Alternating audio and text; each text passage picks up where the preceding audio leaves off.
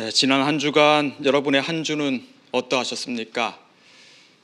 팍팍하셨습니까? 아니면 그래도 견딜만 하셨습니까?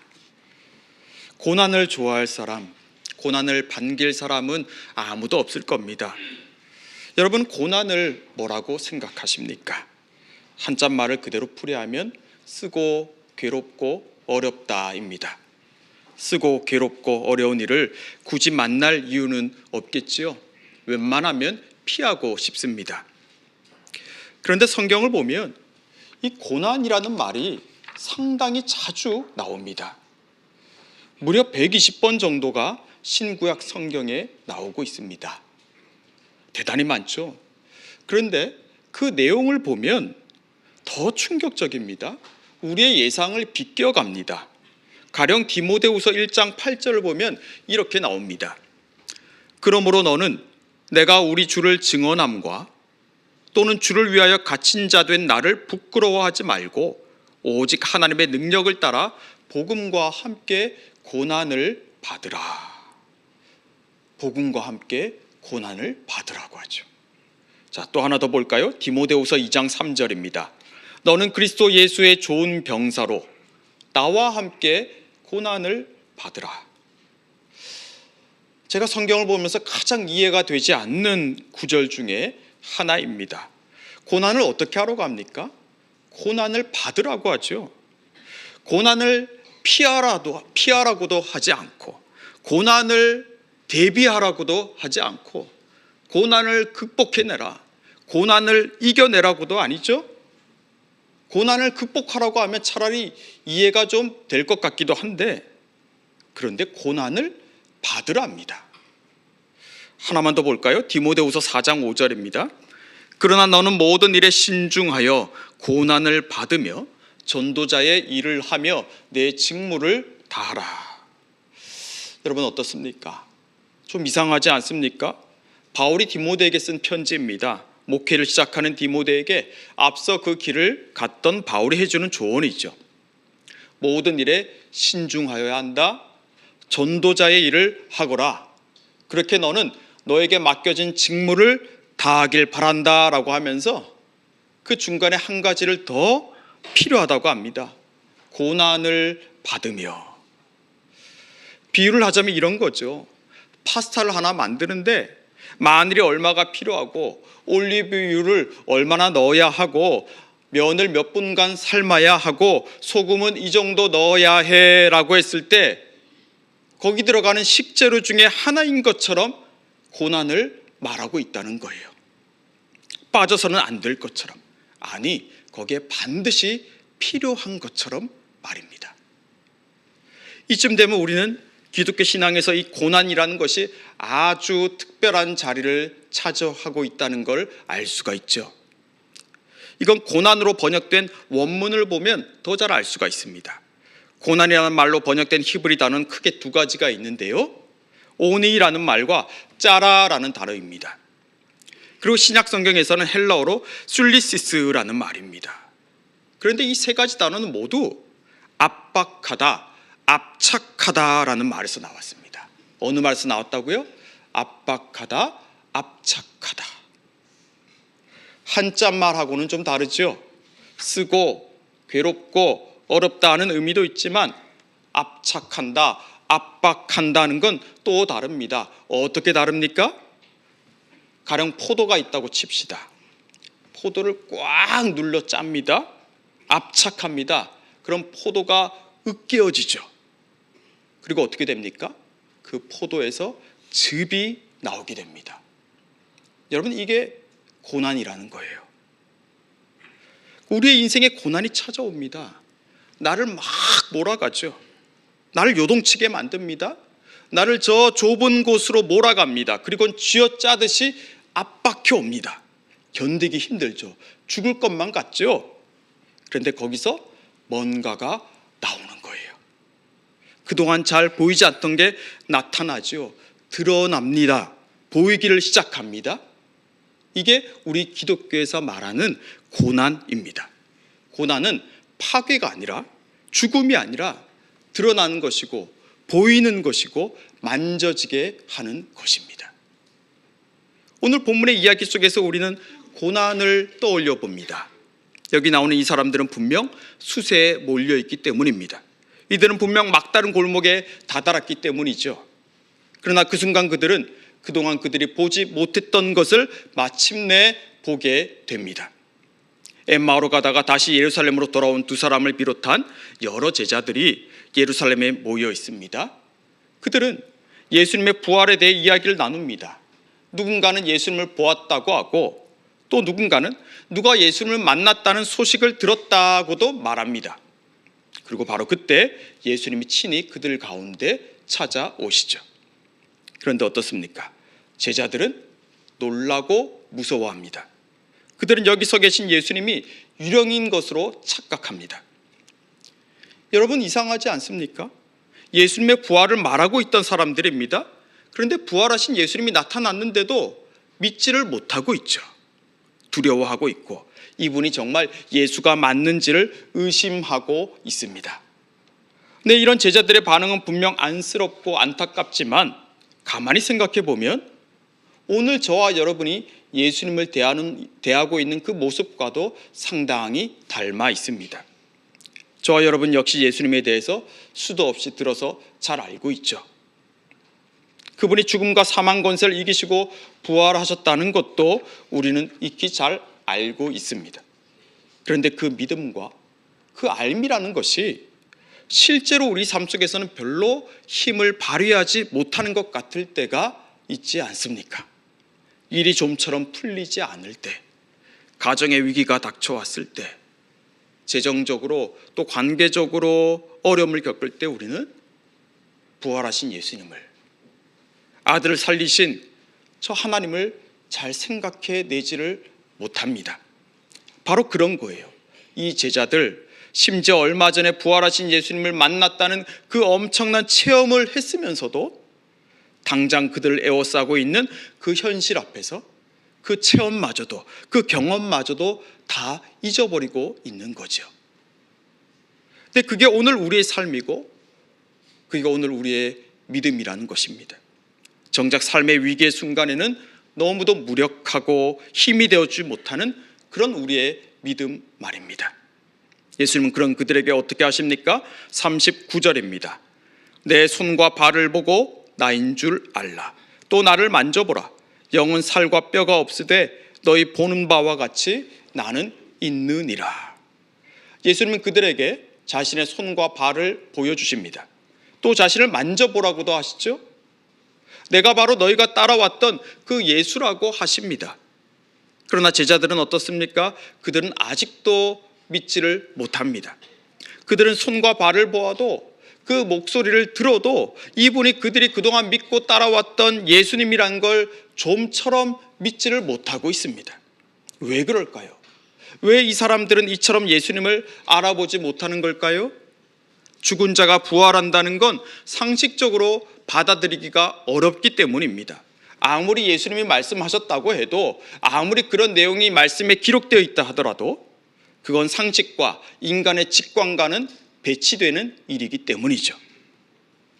그들 보기에 예수님의 부활은 예수님의 죽음만큼 분명하지가 않습니다. 예수가 아무 힘도 없이 세상 법정에서 심판을 받고 십자가라는 저주를 받아 죽었다는 것, 그것만이 그들에게는 분명한 사실이었습니다. 그런데 예수님은 그런 그들을 그렇게 가만히 두시지 않습니다. 오늘 우리가 이 본문에서 유심히 보아야 하는 건 예수님이 이 제자들에게 자신을 보여주려고 애를 쓰고 계시다는 점입니다. 그들에게 나타나시고 그들에게 말씀하시고 또 그들에게 손과 발을 보여주시면서까지 다시 사신 예수님을 그들이 받아들일 수 있도록 하시죠. 우린 여기서 앞서 말씀드린 고난의 의미를 떠올려 볼 수 있습니다. 고난은 압박입니다. 분명 견디기 힘들죠. 그러나 거기서 마침내 드러나는 게 있습니다. 그 압박 속에서 우리의 삶이, 우리의 결심들이, 우리의 노력이 으깨지면서 나오는 게 있습니다. 그게 무엇입니까? 자, 39절 말씀을 우리 같이 읽겠습니다. 39절입니다. 내 손과 발을 보고 나인 줄 알라. 또 나를 만져보라. 영은 살과 뼈가 없으되 너희 보는 바와 같이 나는 있느니라. 자, 우리가 수세에 몰리고 우리가 좌절하고 이제 다 끝났어라고 생각하는 바로 그 순간에 비로소 우리는 나는 있느니라 라는 소리를 듣습니다. 아니, 그 소리가 그때 비로소 우리의 마음에 와 닿습니다. 나는 있느니라. 여러분, 이 말씀은 옛날 모세가 미디안 광야에서 들었던 바로 그 소리와도 같습니다. 애굽으로부터 또 같은 민족으로부터 위협을 당하고 미디안 광야로 도망칠 수밖에 없었던 그 모세를 하나님이 불러내시면서 그에게 뭐라고 하셨습니까? 그를 불러 애굽으로 들어가게 하신 하나님이 모세에게 자신을 누구라고 하셨습니까? 나는 스스로 있는 자라고 하시죠. 바로 그 말씀은 오늘 제자들에게 나는 있느니라 라고 하시는 이 말씀과 다르지 않습니다. 모세는 나는 스스로 있는 자라는 그 말씀 앞에서 그 자신의 인생을 새롭게 해석하기 시작했을 것입니다. 억울하고 원통하다 생각한 그 인생이 새롭게 보이기를 시작하는 거죠. 왜 그렇습니까? 그 인생, 그 도망한 인생이, 그 수세에 몰린 인생, 내가 잘못 선택해서 불행이 찾아왔다 생각한 그 인생 속에 그럼에도 여전히 스스로 있는 자가 함께하고 있었다는 걸 그는 알게 되었기 때문입니다. 나는 있느니라. 여러분, 하나님은 우리에게도 그렇게 말씀하십니다. 내가 어떤 생각을 하고 있고 내가 지금 어떤 일을 당하고 어떤 일을 만났든 하나님은 내가 너와 함께하고 있어 라고 말씀하십니다. 내가 있느니라. 네, 우리도 이 제자들처럼 우리와 함께 하시는 하나님을 알아보지 못할 수도 있을 겁니다. 우리도 이들과 같이 예수님의 부활에 대해서 말은 많이 하지만 그걸 우리 자신의 삶의 이야기로 만들어갈 어떤 준비도 하고 있지 못할 수도 있을 것입니다. 우린 내 삶의 문제에 압도되어서 거기에 온통 우리의 두 눈을, 우리의 마음을 빼앗길 수도 있습니다. 그러나 하나님은 그런 우리들에게도 말씀하실 거예요. 나는 있느니라. 나는 내 여러 인생 여정에 지금까지 쭉 함께 해왔어. 나는 지금도 너와 함께하고 있어 라고 말입니다. 네, 우리가 반드시 들어야 할 그 말씀이 바로 고난 중에 들려오고 드러나고 우리에게 만져지는 것입니다. 예수는 아직도 혼란스러워하고 있는 제자들에게 또 한 번 성경의 말씀을 들려주시죠. 그런데 이번에는 앞서 성경을 가르쳐 줄 때와는 다릅니다. 무엇이 다릅니까? 지금 이 성경을 가르쳐 주시는 분이 부활하신 예수님이라는 걸 제자들은 알고 있습니다. 예수님이 직접 자신에 대해 말씀하고 계신 거죠. 예수님은 그들이 지금 당한 일들을 새롭게 보도록 이끌어 가십니다. 44절을 보면 내가 너희와 함께 있을 때 너희에게 말한 바라고 하시죠. 무슨 말입니까? 이미 너희들에게 다 말했다는 거예요. 그리스도가 죽음을 당하고 살아날 것을 이 일이 있기 전부터 너희에게 말했다는 거죠. 무슨 말입니까? 지금 벌어지고 있는 이 일들이 다 하나님의 손안에 있다는 겁니다.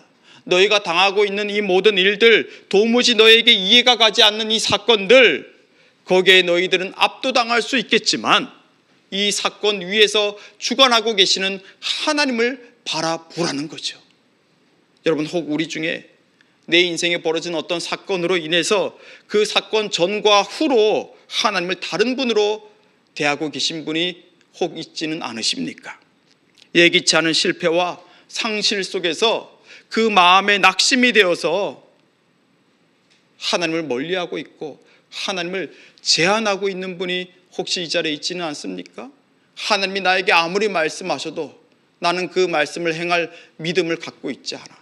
아니, 그 말씀을 따라 행하더라도 내 인생엔 더 이상 아무 변화도 없을 거야 라고 생각하는 분이 있지는 않습니까? 여러분, 그리스도 예수 안에서 여러분을 향한 하나님의 사랑을 그 어떤 것도 끊을 수 없다는 걸 기억하시길 바랍니다. 하나님의 말씀의 역사는 그 어떤 것도 이길 수 없습니다. 하나님은 실수하는 분이 아니십니다. 하나님은 심지어 나의 허물까지도, 나의 죄까지도 그분의 능력으로, 그분의 사랑으로 선하게 바꾸어 가십니다. 너희와 함께 있을 때 말한 것이 지금 여기서 이루어지고 있다고 예수님은 말씀하시지 않습니까? 내 하나님의 선하신 일들이 당장 내 눈에는 들어오질 않고 잘 느껴지지 않아도 분명히 그분의 일은 이루어지고 있습니다.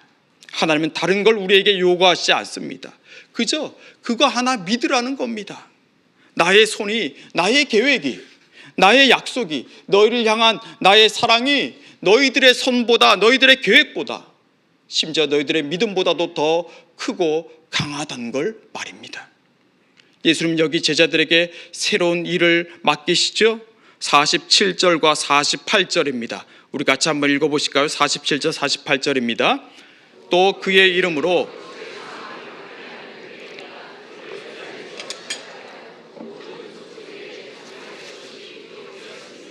너희는 이 모든 일의 증인이라. 자, 여러분, 여기서 우리가 주목해야 할 건 예수님이 또 한 번 기록된 말씀을 전하고 계시다는 것이고, 그 기록된 말씀의 증인으로 제자들을 세우고 계시다는 점입니다. 예수의 이름으로 죄사함을 받게 하는 회개가 예루살렘에서 시작해서 모든 족속에게 전파된다는 내용의 말씀은 구약 성경에 많이 기록되어 있습니다. 자, 그 중에 이사야 49장 6절에 이렇게 기록되어 있습니다. 그가 이르시되 내가 나의 종이 되어 야곱의 지파들을 일으키며 이스라엘 중에 보존된 자를 돌아오게 할 것은 매우 쉬운 일이라. 내가 또 너를 이방의 빛으로 삼아 나의 구원을 베풀어서 땅 끝까지 이르게 하리라. 자, 또 이사야 42장 6절과 7절에 이렇게 기록되어 있습니다. 우리 같이 한번 읽겠습니다. 나 여호와가 의로 너를 불렀은즉 내가 내 손을 잡아 너를 보호하며 너를 세워 백성의 언약과 이방의 빛이 되게 하리니 네가 눈먼 자들의 눈을 밝히며 갇힌 자를 감옥에서 이끌어내며 흑암에 앉은 자를 감방에서 나오게 하리라. 자, 하나님께서 말씀하시죠. 내가 내 손을 잡아 너를 보호하겠다. 너를 세우겠다. 너를 백성의 언약과 이방의 빛이 되게 하겠다고 하셨습니다. 자, 하나만 더 보겠습니다. 호세아 2장 23절 말씀 우리 같이 읽겠습니다. 내가 나를 위하여 그를 이 땅에 심고 긍휼히 여김을 받지 못하였던 자를 긍휼히 여기며 내 백성 아니었던 자에게 향하여 이르기를 너는 내 백성이라 하리니 그들은 이르기를 주는 내 하나님이시라 하리라 하시니라. 네, 예수님은 이와 같은 구약의 말씀들을 가지고 죄사함을 받게 하는 회개가 예루살렘에서 시작하여 모든 족속에게 전파될 거라고 하신 겁니다. 그런데 그 일을 누가 한다는 겁니까? 누굽니까? 너희는 이 모든 일의 증인이라. 바로 여기 이 제자들이 그 일을 한다는 거예요. 너희가 이방의 빛이 될 거야. 내가 너를 보호할 것이고 너희들을 세워 백성의 언약과 이방의 빛이 되게 할 거야. 너희들이 눈먼 자들의 눈을 밝힐 것이고 갇힌 자들을 감옥에서 이끌어낼 것이고 흑암에 앉아있는 자들을 나오게 할 거라고 하시죠. 어떻습니까? 이 제자들 모든 것이 다 허사로 돌아간 것 같아 낙심하며 좌절하고 있는 바로 그때 우리가 지금 고난을 당하고 있어. 이 고난은 계속될 거야. 이제 모든 것이 다 끝이 났어라고 하는 바로 그때 거기서 바로 그들은 살아계신 하나님을 만났고 그때 비로소 성경의 기록이 이 성경의 기록들이 그들의 삶 속으로 들어오고 있다는 걸 체험합니다. 그들 자신이 누구인지를 비로소 보게 된 것이죠. 그들 자신은 이방의 빛으로 눈먼 자들을 보게 하며 흑암에 앉아있는 자들을 빛으로 나오게 하는 부활의 증인이라는 걸 말입니다. 사랑하는 성도 여러분, 오늘 주님은 우리에게 뭐라고 하십니까? 여러분은 여러분 자신을 누구라 여기고 계십니까? 내가 서 있는 거기 꽉 막혔다 생각하고 계십니까? 아니면 내가 계획하고 내가 준비했던 것들이 다 이루어졌기 때문에 이제 아무 고난도 없고 아무 어려움도 없을 거라 생각하고 있었습니까? 여러분, 실패냐 성공이냐, 플러스냐 마이너스냐, 이익이냐 손실이냐, 그게 중요한 게 아니에요. 중요한 건 우리는 내가 여기 있느니라 라는 말씀을 들어야만 하는 사람들이라는 사실입니다. 그래야만 우리는 오늘 나 자신이 누구인지, 그리고 나를 에워싸고 있는 이 세계가 어떤 곳인지를 비로소 알 수 있기 때문입니다. 여러분, 어떤 소리에 귀를 기울이고 있습니까? 여러분, 무엇에 그렇게 민감하게 반응하고 계십니까? 지난 주중에 있었던 일을 한 가지 전해드리고 말씀을 맺고자 합니다. 이 한국 사회에서 대학 입시라는 게 얼마나 큰 자리를 차지하고 있는지를 여러분 잘 알고 계실 겁니다. 고3이 벼슬이라는 말도 있죠. 우리 교회에서도 수능시험을 친 가정이 몇 가정이 있습니다. 시험을 어떻게 보았는지, 진로는 어떻게 결정했는지를 물어보기가 조심스러운 게 사실이죠. 그런데 언젠가부터 그런 생각이 드는 거예요. 조심스럽다고 모른 척하면 되나? 혹시나 상처를 줄까 봐 아무 일도 없었던 것처럼 지내는 게 과연 최선일까? 여러분, 우리 교회 청년부가 있죠. 그런데 우리 청년부에는 지금 대학 1학년, 2학년생이 없습니다. 왜 없을까요? 여러분, 재수하는 거, 삼수하는 게 실패한 겁니까? 여러분, 대학 가면 그거 성공한 겁니까? 제가 우리 청년부 담당하시는 목사님께 그렇게 말씀드렸습니다.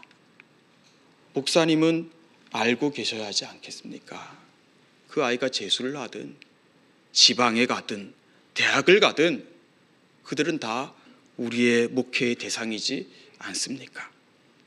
우리가 그저 조심하고 있는 건, 그 결과에 따라 움직이는 건, 그건 사실 세상의 소리에 우리 또한 그대로 따라가고 있는 것 아니겠습니까? 라고 말씀드렸습니다. 여러분, 제가 그 목사님을 뭐라고 한 게 아닙니다. 제 스스로가 오랫동안 그런 생각을 가지고 있었기 때문입니다. 여러분, 어떻습니까? 우리는 왜 실제로는 세상의 소리에 죽고 살고 있습니까? 왜 우리는 이 말씀들을 그냥 이 책 속에 묻어두고 있냔 말입니다. 너희는 이 모든 일의 증인이라고 하시는데, 주님은 우리로 말씀을 기억나게 해주실 뿐 아니라 너희가 이 말씀의 역사에 참여할 자라고 하시는데 말입니다. 이후에 베드로는 여러 이방인들 앞에서 이렇게 말합니다. 사도행전 10장 40절부터 43절까지의 말씀 우리 같이 한번 읽어보겠습니다.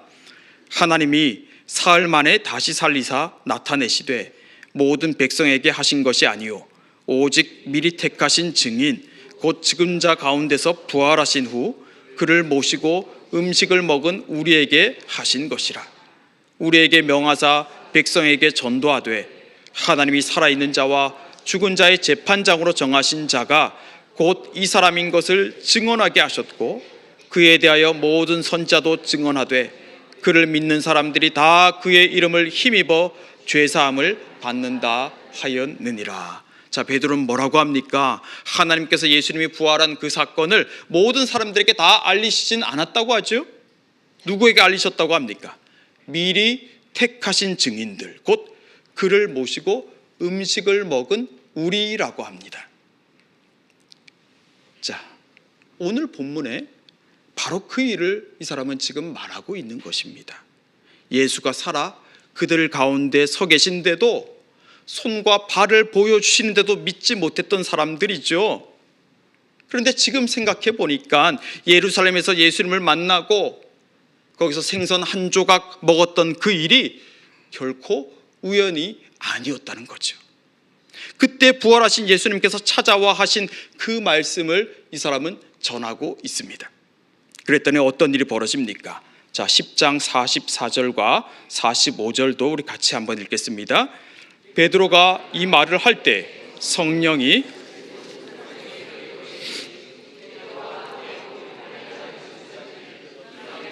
성령 부어 주심으로 말미암아 놀라니.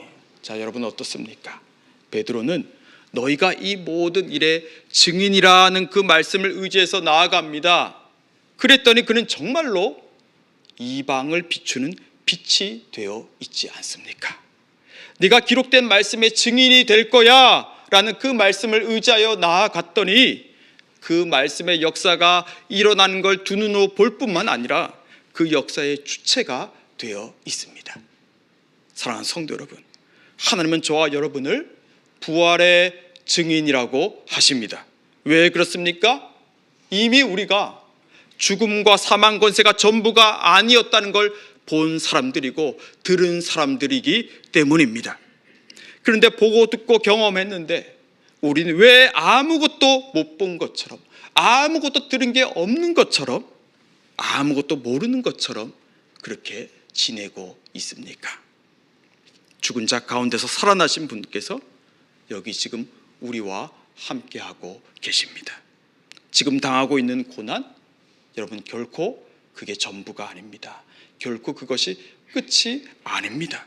거기서 우리는 새로운 길이 열려지는 걸 볼 것입니다. 거기서 우리는 다시 내가 여기 너와 함께 있느니라 라는 소리를 들을 것입니다.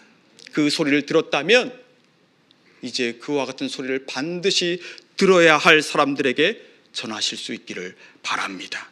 우리의 가정, 우리의 가족들, 우리의 자녀들, 나의 배우자, 내 사랑하는 믿음의 동료들일 수도 있겠죠. 예루살렘에서 시작하여 너희는 증인이라. 이 예루살렘, 좌절과 낙심의 공간이라 여겼던 바로 그곳에서부터 시작하는 겁니다. 왜냐하면 거기서부터 들려오는 것이고 보이는 것이고 만져지는 것이기 때문입니다. 여러분 피하지 마십시오. 다른 소리에 희망을 걸지 마시고 거기에 또 속아 넘어가지 마십시오. 우리를 찾아와 끝내 우리를 말씀의 동력자로, 말씀의 증인으로 살게 하시는 그분의 음성을 따라가시는, 그래야 하나님 나라의 역사를 마침내 보고 누리고 증언하는 저와 여러분 되시기를 주님의 이름으로 축복합니다. 기도하겠습니다. 하나님, 세상의 소리에 따라 살아가고 세상의 소리를 증언하는 자가 되지 않게 해주십시오. 여기까지 나를 지탱하고 오게 하셨던 주의 말씀의 증언자가 되게 해주십시오. 세상 사람들과 똑같이 생각하고 말하고 선택하다가 근데 주님과는 아무 관계없는 사람들로 살지 말게 하시고 우리를 죄사함을 받게 하는 회개의 도구로 사용하시는 주님의 일의 증인으로 세워지게 해주십시오. 고난이 우리를 넘어뜨리는 것이 아니라 도리어 바로 세운다는 것을 믿으며 고난만이 드러내 보여주는 그 진리를, 부활의 진리를 발견하며 그 진리 안에서 담대하게 증인의 삶을 살아내게 해주십시오. 예수님 이름으로 기도합니다. 아멘.